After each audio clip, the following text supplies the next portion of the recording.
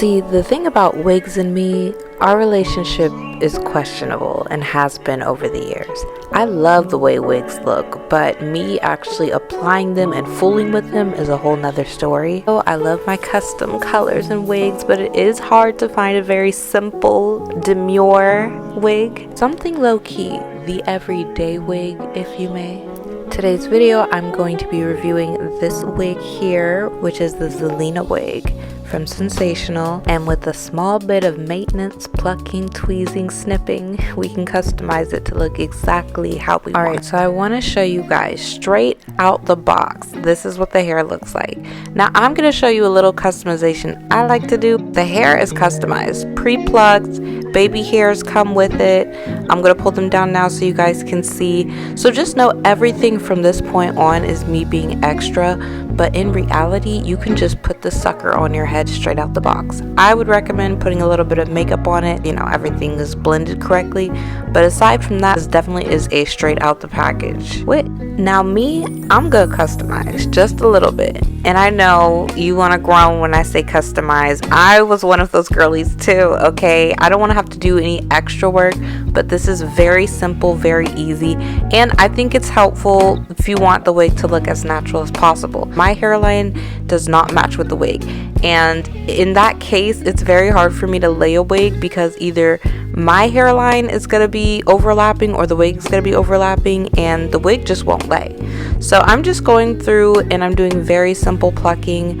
I've watched 100 videos on this, but I'm pretty sure my work is like mediocre. Also, it's very hard to pluck a synthetic hair versus human hair, but I will say this is how I learned how to pluck and customize, was practicing on cheaper synthetic hair. It's less pressure. If you mess up, you only paid for like a $46 wig versus a $200 wig. And I go in and pluck, and then with the synthetic hair I have to go through and really pull that hair out to make sure that nothing gets tangled. But yeah, that's my method. That's kind of not a method, but I just keep going in, pulling the hair back, tweezing. I'll try it on just to make sure that it's looking okay, and then I'll go back and tweeze some more until I feel like it suits my hairline. And then I do have this hot comb. Do I know that I needed this hot comb? No, but it felt good using it. So yeah, I just did that for the edges and the very top of the hair. And then this is just me brushing out the hair and showing you the hairline.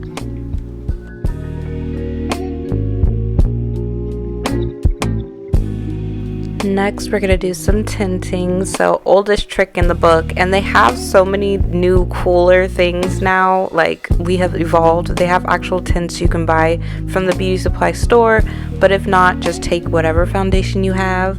Hopefully I think you can do it with powder, but ideally liquid, and you just dab it on there. I look crazy. I look like I have a 6 head right now, but this is just me wetting the hair and pulling it back so I can cut the lace.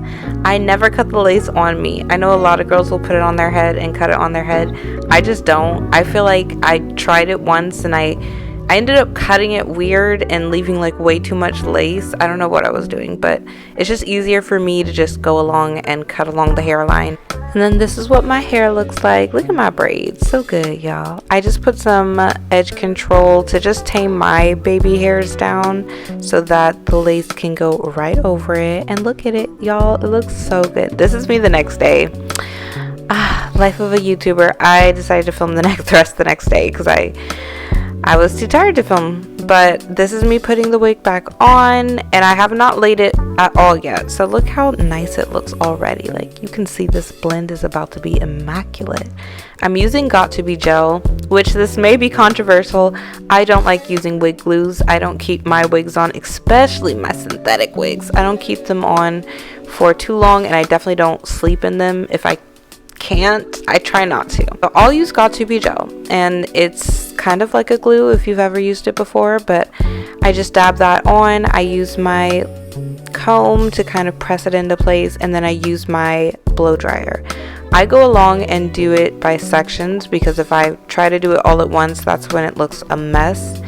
And then I just have to take my time because, as you can see, the little hairs always want to get caught. We're thankful for the hairs because the hairs make it look more realistic, but the hairs get in the way. And if the hairs get in the way when you're laying it down, it's just a mess. So I just try to take my time and go through. I always have like a little washcloth or wet nap nearby just to make sure that nothing gets caught.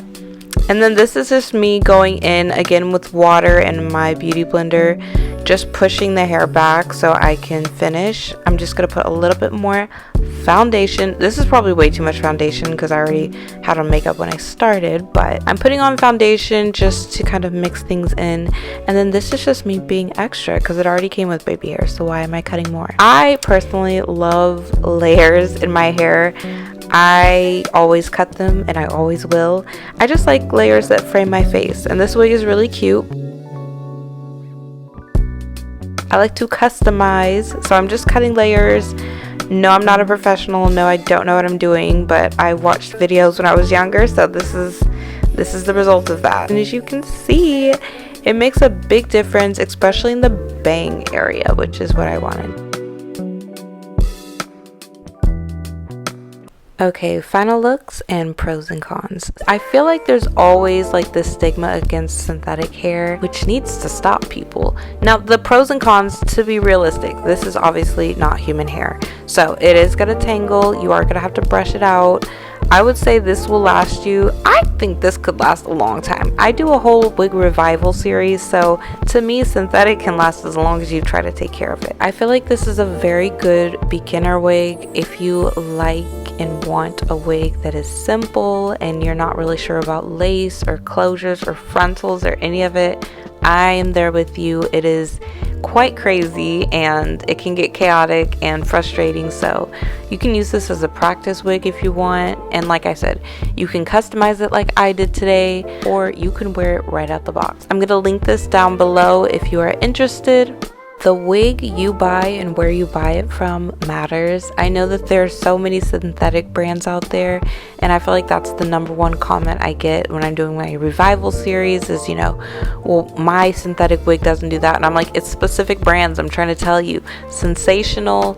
I'll put a list of some on the screen, but there are certain brands that have kind of cracked the code and are actually putting work into blends and hairlines. I've seen a lot of natural hairlines taking over, so I feel like it just depends on the brand, but they are getting more and more realistic, and I think it's fun too if you want to try a color or a fun hairstyle, but again, you're not trying to pay that much money. Do this. Buy cheaper. Work smarter, not harder. But that's gonna be it for this video today. I hope you guys enjoyed it. Like I said, I will have this wig linked down below, and I'll see you in my next video. Bye.